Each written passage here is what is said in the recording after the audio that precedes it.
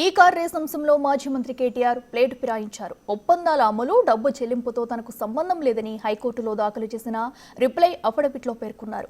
ఈ car race scam అంశం బయటపడ్డాక డబ్బు చెల్లింపుల్లో అధికారులకు సంబంధం లేదని, మంత్రిగా పూర్తిగా తనదే బాధ్యత అని అన్న కేటీఆర్ అఫిడవిట్లో మాత్రం తనకు సంబంధం లేదని పేర్కొనడంపై సర్వత్రా విస్మయం వ్యక్తమవుతుంది. ఒప్పందాల అమలులో విధానపరమైన అంశాలను చూసే బాధ్యత మంత్రిగా తనదే కాదని, సంబంధిత శాఖ అధికారులే చూసుకోవాలని కేటీఆర్ అఫిడవిట్లో పేర్కొన్నారు. విదేశీ సంస్థకు డబ్బు చెల్లింపుపై అనుమతుల వ్యవహారాలను కూడా సంబంధిత బ్యాంకు చూసుకోవాలే తప్ప తాను కాదని కేటీఆర్ వాదిస్తున్నారు.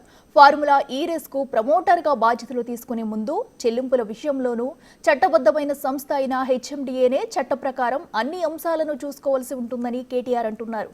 10 కోట్ల రూపాయలకు మించిన చెల్లింపులకు ప్రభుత్వ అనుమతి తీసుకోవాలని హెచ్ఎండిఏ నిబంధనల్లో ఎక్కడా లేదన్న కేటీఆర్, ఒకవేళ ఉన్నా దాన్ని సంబంధిత శాఖే చూసుకోవాలి తప్ప మంత్రిగా తనకు సంబంధం లేదంటున్నారు. 10వ సీజన్ పోటీలు జరగలేదు కాబట్టి రిఫండ్ కోసం ఫార్ములా ఈ రేస్ సంస్థకు దరఖాస్తు చేసుకోవచ్చని కూడా కేటీఆర్ సూచించారు.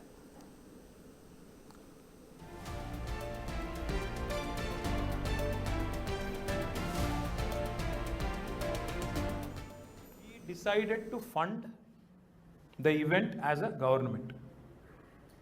ఎట్లయితే కామన్వెల్త్కు 70,000 కోట్లు పెట్టిరో, ఎట్లయితే వేరే ఈవెంట్లకు 1700 కోట్లు, 100 కోట్లు, ఆఖరికి మన హైదరాబాద్లో ఆఫ్రోయేషియన్ గేమ్స్కి అప్పుడు 2003లో 103 కోట్లు ఖర్చు పెట్టినరో, హైదరాబాద్ బ్రాండ్ ఇమేజ్ పెంచడానికి హైదరాబాద్ని బాగా మనం ఆ ప్రపంచ పటంలోంచి ఆ రేస్ సర్కిట్లకు వెళ్ళి పోకుండా ఈవీలలో మొబిలిటీ వ్యాలీలో టాప్ ఛాంపియన్ చేయడానికి ఓ 55 కోట్లు అర్జెంట్ కట్టాలంటే కట్టినాం.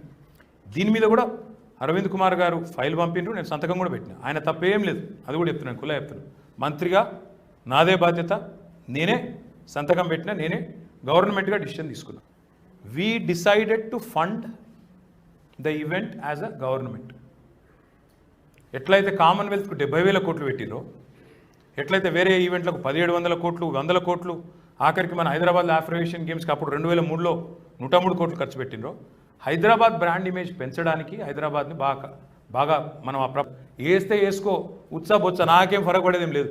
ఓ 2 నెలలు 3 నెలలు నువ్వు జైల్లో పెట్టి పైశాచిక ఆనందం పొందుతా అంటే నాకేం అభ్యంతరం లేదు. మంచిగా పోతా, యోగా గీగా చేసుకొని ట్రిమ్గా వస్తా, పాదయాత్ర ఎక్కుతా. వేస్తే వేసుకో, ఉత్సాహ బొత్స, నాకేం ఫరక పడేదేం లేదు. ఓ 2 నెలలు 3 నెలలు నువ్వు జైల్లో పెట్టి పైశాచిక ఆనందం పొందుతా అంటే నాకేం అభ్యంతరం లేదు. మంచిగా పోతా, యోగా గీగా చేసుకొని ట్రిమ్గా వస్తా,